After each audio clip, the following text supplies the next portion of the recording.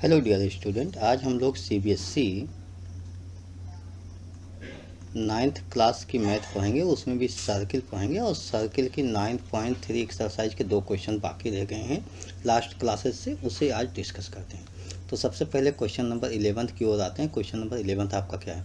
A B C and A D C are two right triangles with common hypotenuse A C. देखिए, A सी एक common hypotenuse है और ए B C A D सी दो triangle right angle triangle बने हुए हैं। Then prove that C A D C B D, ये आपको प्रूव करना है कि ये दोनों इक्वल होंगे। तो आइए हम लोग सबसे पहले राइट एंगल ट्रायंगल बना लेते हैं, उसके बाद आगे प्रोसीड करते हैं। तो सबसे पहले राइट एंगल ट्रायंगल, सबसे पहले क्या बनाएंगे? ए सी बनाएंगे। ए सी आपके पास गिवन, ये आपके पास ए सी हो जाता है और ए बी सी ऐसा बोला गया कि राइट एंगल ट्रायंगल है। इसको आपने अगर बी बोल दिया तो A B C right angle triangle हो गया। इसी तरीके से आपके पास ए डी सी होता है, तो ए डी सी मैं मान लेता हूँ कि यहाँ पर होता है ऐसे ए डी सी, ये डी आपके पास हो गया, ये भी आपका राइट एंगल ट्रायंगल हो गया। देखिए, एक बात तो आप जानते हो ना कि राइट एंगल ट्रायंगल कब बनता है? जब वो सर्किल में हाइपोटेनियस जो है, हाइपोटेनियस, या आप ये कहो कि वो डायमीटर हो जाए, डायमीटर हो जाए तो उस सेमी सर्किल हो जाता है और एक तरफ का एंगल राइट एंगल बनता है। तो अगर मैं यहाँ पर ये कहूँ कि ए सी बाई डायमीटर हमारे पास है, तो इसका मतलब हुआ A B C right angle triangle, B right angle है, इसका मतलब सर्किल के जो सर्किल है वो यहाँ से पास होकर ऐसे निकलेगी, सर्किल ऐसे पास होकर निकलेगी, इन तीनों पॉइंट से सर्किल बन जाएगी ऐसे, और ए सी आपका डायमीटर होगा।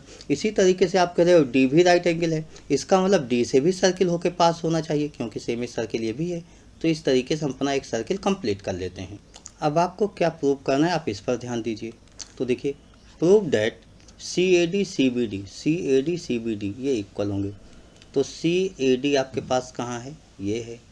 और सी बी डी कहाँ है आपके पास? सी ए डी और C B D, C B D मतलब बी से डी को आपको ज्वाइन भी करना है, तो आप इसको ज्वाइन कर लो, बी डी ऐसे ज्वाइन कर लीजिए। इसको प्रूव करने के लिए आपको करना क्या है? देखिए, आप जब सर्किल तक पहुंच गए तो आपका आसान हो गया क्वेश्चन। कैसे? आप कहो C D is an arc, C D is an arc and A B, और इधर कोई एक नाम लिख लेते हैं A B P, and B A P major arc या सेगमेंट, अ सेगमेंट देयरफॉर। देखिए, आपने ये पढ़ा है कि angle in same segment always be equal. तो एंगल जैसे सी डी हो गया तो सी डी से एक तरीके से तो ये हो गया और इसी तरीके से ये हो गया, तो ये तो सेम सेगमेंट हो गया, दोनों इक्वल होने चाहिए। हम इक्वल इसका लिख लेते हैं। तो क्या नोट करोगे आप? Angle C A D equal to angle C B D. क्या लिखोगे? Reason angle in same segment, angle in same segment, angle in same segment. बस आपका ये क्वेश्चन तो सॉल्व हो गया, इतने तो आपको सॉल्व करना था, यही तो प्रूव निकलता था, सी ए डी और सी बी डी इक्वल होता है, तो आपका प्रूव हो गया। अब हम लोग नेक्स्ट क्वेश्चन की ओर मूव करते हैं। नेक्स्ट क्वेश्चन क्या है? Question number 12। देखिए, क्वेश्चन नंबर 12 क्या? Prove that a cyclic parallelogram is a rectangle, मतलब साइक्लिक पैरेललोग्राम होगा तो रेक्टेंगल होगा, ये आपको प्रूव करना है। तो इसको हम हटा देते हैं। साइक्लिक पैरेललोग्राम है, इसका मतलब सर्किल के अंदर पैरेललोग्राम बना हुआ। तो सबसे पहले हम लोग सर्किल के अंदर पैरेललोग्राम बना लेते हैं। ये देखिए, यहाँ पर मैंने एक पैरेललोग्राम बना दिया, तो ये साइक्लिक हो गया ए बी सी डी।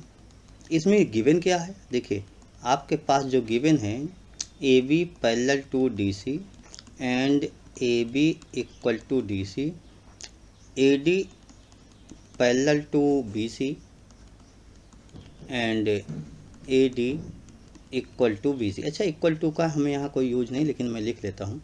तो आप यही तो कहोगे कि भाई डी सी और ए बी पैरेलल है, ए डी और बी सी पैरेलल है, ठीक है। लेकिन एक बात और जानते हो कि अपोजिट एंगल्स इक्वल होते हैं पैरेललोग्राम में, तो हम ये बात लिखते हैं कि एंगल ABC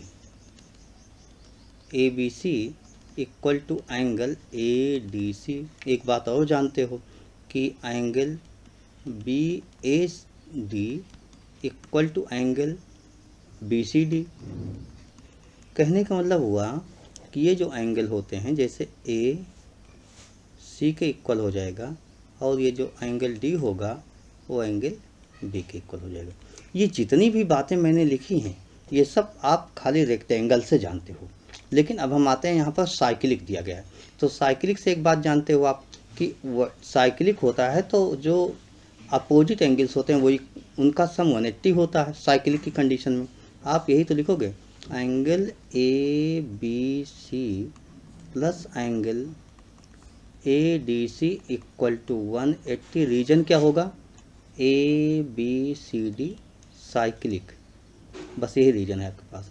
उसके बाद आप ये लिखोगे एंगल ADC, एंगल ABC तो हम लिख लेते हैं प्लस ADC जो लिखा है। अब आप कह सकते हो कि ADC को मैं तो ABC लिखूंगा, बिल्कुल लिख सकते हो। ABC equal to 180। ABC और ABC कितना हो गया? 2 टाइम ABC हो गया, 2 angle ABC equal to 180, angle ABC equal to 90। तो ABC हो गया 90 तो अपोजिट ADC भी 90 हो गया। इसी तरीके से सिमिलरली आप ये भी 90 प्रूव कर सकते हो। तो आप लिखोगे angle ABC 90, therefore angle ADC 90, ये आपके पास हो गया। सिमिलरली आप अब अदर अपोजिट एंगल को 90 90 कह दो, हेंस वी गेट। अब आप यहीं से लिखोगे hence we gate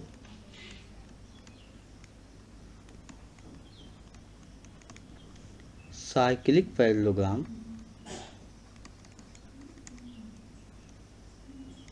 B rectangle.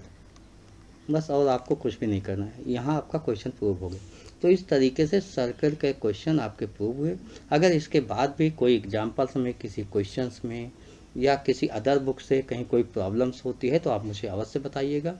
अपने साथियों तक इसे वीडियो को शेयर भी कीजिएगा, चैनल को सब्सक्राइब कीजिएगा, वीडियो को लाइक कीजिएगा। कमेंट में आप अवश्य लिखिएगा अगर आपको कहीं डाउट्स होता है, कहीं कोई प्रॉब्लम होती है।